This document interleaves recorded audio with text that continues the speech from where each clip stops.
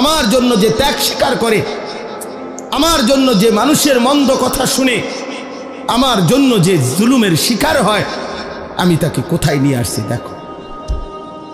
এই তখন আল্লাহ তাআলা নবী সাল্লাল্লাহু আলাইহি সাল্লামকে সর্বোচ্চ সম্মান দিয়েছেন, কারণ এর চাইতে ঊর্ধ্বে কোনো মাখলুক, আল্লাহর কোনো সৃষ্টি উঠতে পারে না, পারেও নাই, পারবেও না, পারবেও না।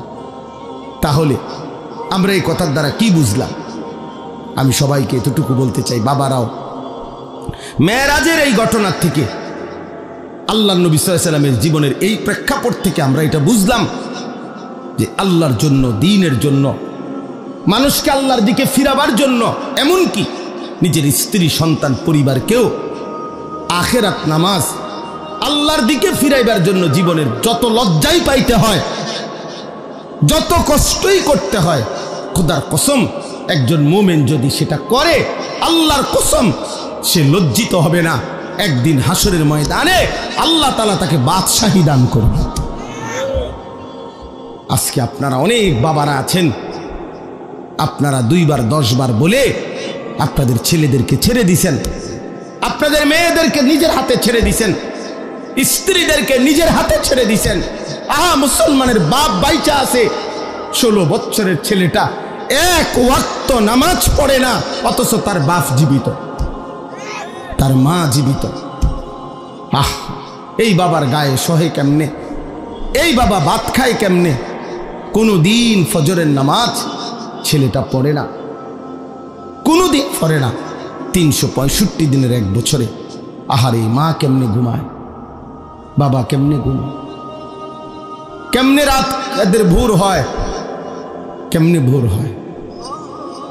কোনো বাবা যদি সন্তানের প্রতি এতটুকু মায়া থাকতো যে আমার ছেলেটা তো আগুনে জ্বলবে, জাহান্নামের আগুনে, আমি কেন তাকে ফেরাবো না?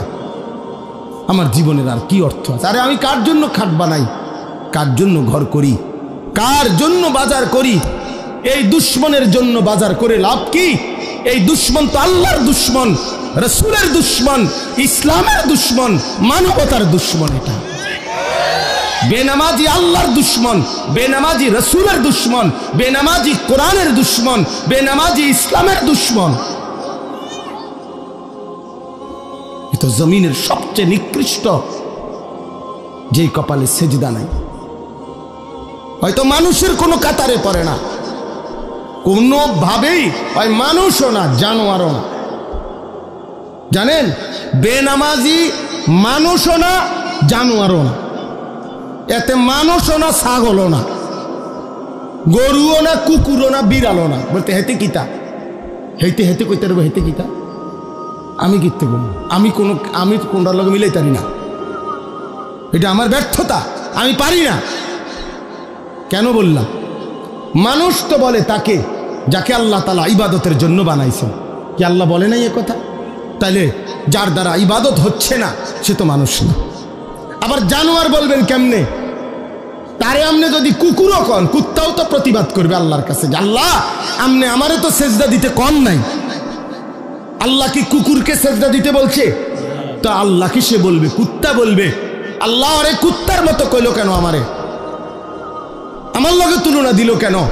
বেনামাজি রে, আমারে তো আপনি সেজদা দিতে বলেন নাই, ওরে বলছেন তো আমার লগে মিলল কই? ওরে বলার পরে সে দেয় না, আমারে তো বলেন নাই, আমি সেজদা দিব কেন?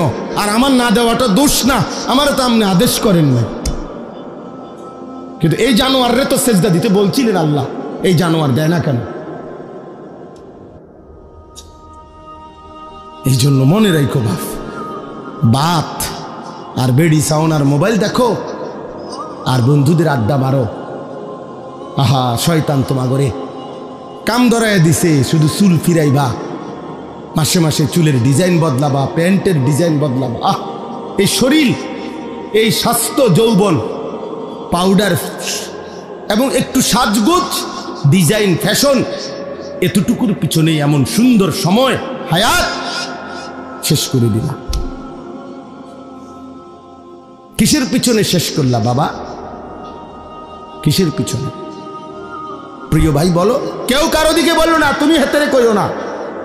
একজন আরেকজনরে বললে পারতা না, হাসি দিয়ে আমার কথা উড়াই দিও না। হাসি দিয়া উড়াই দিও না বাপ। একদিন দেখবা, একদিন মনে রাখো এমন হবে তোমারে কেউ ডাকবে না, কেউ ডাকবে না। আজ তো কেউ বলে কম বেশ, আজ তো কিছু ওয়াজ মাহফিল হয় পৃথিবীর অগণিত দেশে, পৃথিবীর অধিকাংশ দেশেই এমন বাংলাদেশের এই সুন্দর ওয়াজ মাহফিলের এই নিজাম পৃথিবীর বহু দেশে, কোনো দেশে, অধিকাংশ দেশেই নাই।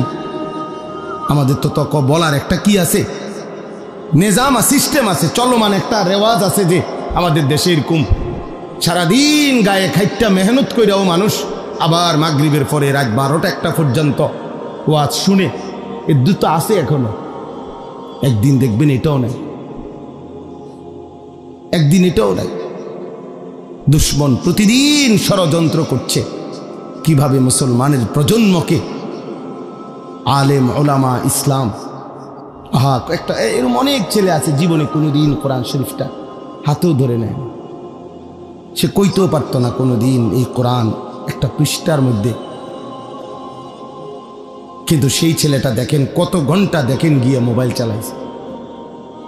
60 বছর বয়স, 40 বছর বয়স, জীবনে কোনোদিন একটা কোরআনের পৃষ্ঠা, একটা লাইন সাইয়া সাইয়াও শুদ্ধ পড়তে পারে না। আহারে দুর্ভাগ্য রে, আহ আমার খুব আশ্চর্য মনে হয়, কাঁদি যে হায় রে মুসলমান এত বোকা কেমনে হইলা রে বাপ, কেমনে হইলা। মুসলমানের ঘরে জন্ম নিয়ে কোনোদিন আল্লাহর কোরআন পড়তেও মন চাইল না, ছুঁয়ে দেখতেও মন চাইল না। এটা কি তাবিজের কিতাব? কথা বলেন না, কোরআন শরীফ তাবিজের কিতাব। তাবিজ তো হয় দোকানের মধ্যে, হুজুরদের কাছে আইয়ে তাবিজ, হুজুর এটা তাবিজ লিখে দেন দোকানে ঝুলাইলে যাতে বিপদ আপদ থেকে বাঁচে, বেচা কিনা ভালো হয়, তাবিজ দিত। কাস্টমার বেচার মানে কামাইর হাবড়া আমি তাবিজ দিমু, হাবড়া দোকানে বেচা কিনা ভালো হইবে, এরপরে এই কামাই রোজগারি দিয়ে হাবড়ার বেড়ি বাজারে বাজারে ঘুরবে, হাবড়ার ফুতে মোবাইলে টাকা ঢুকাইয়া উলঙ্গ ছবি দেখবে, আর ওনার ঘরে রঙিন টেলিভিশনে নর্তকী নাচবে, আর আমি তাবিজ দিতাম।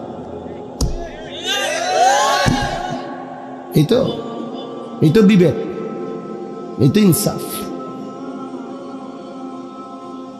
আল্লাহ আমাদেরকে বুঝ দান করেন। আমার কথা শেষ, আমার মূল বক্তব্য, অনেক উদাহরণ মেরাজের ঘটনা থেকে অনেক কিছু বোঝানো যায়। এই একটা জিনিস বুঝাইলাম যে তোমরা ছেলেরাও বাবা, প্রিয় ভাই, আবারও বলছি, তোমরা আল্লাহর জন্য, নামাজের জন্য ফিরে আসো, এমন জীবন নষ্ট করো না। আমি বললাম কেউ খবর নিবে না, কেউ খবর নিবে না। একটা জিনিস বুঝার জন্য বলি বাপ, মনে রাখো, আল্লাহর নজর থেকে কেউ যদি, আল্লাহর দয়া থেকে কেউ যদি ছিটকে পড়ে, তারে আর কেউ খবর নেয় না। তুই মনে করো কারো প্রযুক্তি দিয়া, কারো ক্ষমতা দিয়া আল্লাহর দয়া ছাড়া পৃথিবীতে টিকা সম্ভব না। আমেরিকার একটি প্রদেশ পৃথিবীর সবচেয়ে ক্ষমতাধর, পৃথিবীর ক্ষমতাধর সুপার পাওয়ার মনে করে নিজেদেরকে, সকল কিছু অত্যাধুনিক প্রযুক্তি, কিন্তু পৃথিবীর অসভ্যতার, নোংরামি, অশ্লীলতার, পৃথিবীর সমস্ত উলঙ্গ ছবি যেখানে তৈরি হয়, যেখানে সমস্ত বেশ্যাবৃত্তি, অসভ্যতার কেন্দ্রভূমি, সেই আমেরিকার ক্যালিফোর্নিয়ার লস অ্যাঞ্জেলাস, এই হলিউডের যেখানে, ওই অঞ্চলটা একটা স্টেট, একটা প্রদেশ বাংলাদেশের চেয়ে বড়। একটা প্রদেশ মানে একটা জেলা না, এই একটি স্টেট প্রদেশ পুরা জ্বলে আল্লাহর আযাবে আগুনে ছাই হয়ে গেছে। আজকে 8 দিন 10 দিনের মতো হয়ে গেছে, এখনো আগুন নিভাইতে পারেনি, এখনো পুড়তেছে, এখনো পুড়ে যাচ্ছে। কোন 14,000 ফায়ার সার্ভিস কর্মী একসাথে 24 ঘন্টা ধরে পানি দিতেছে।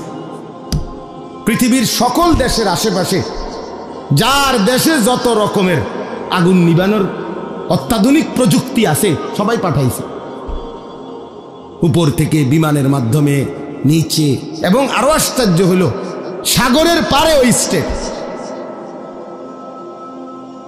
গোটা সাগরের পানি শুকায় লাইতেছে, মাগার আগুন নিবেন আল্লাহ না নিবান পর্যন্ত